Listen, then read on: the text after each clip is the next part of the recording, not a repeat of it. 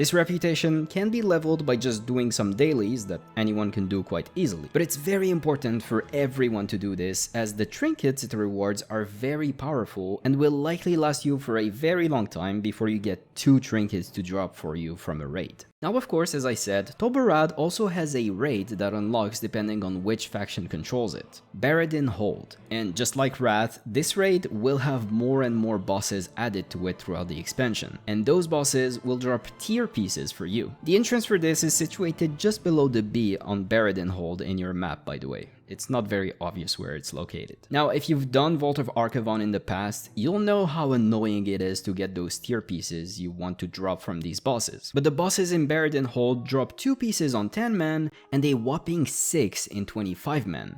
But here's the kicker, you cannot do both the 10 and 25 man version of this instance within the same reset. So here's the other small mistake to avoid doing in Baradin Hold. Basically, never do 10 man. It's a trap if you're a DPS or healer, and it's especially a trap if you're a tank. This was a bit weird back in the day, and I hope Blizzard does something about it, hopefully. Mistake number 5. Let's talk archaeology. This secondary reputation will be introduced to the game as soon as the pre-patch drops, and archaeology unfortunately has a reputation for being a very mind-numbing profession to both level and to get the rewards from. That being said, this is a very important profession to level for basically everyone, and the reason why is because, you guessed it, pre-raid best in slot items, and also mounts if you're a collector. But not only are those items pre-raid biz, but all of them are account bound, meaning if you get lucky to get some pre-biz for another class, you can always mail it to your alt if you have that class. Furthermore, archaeology epics are just insanely powerful items. They basically will only be replaced by heroic raiding loot, which you may or may not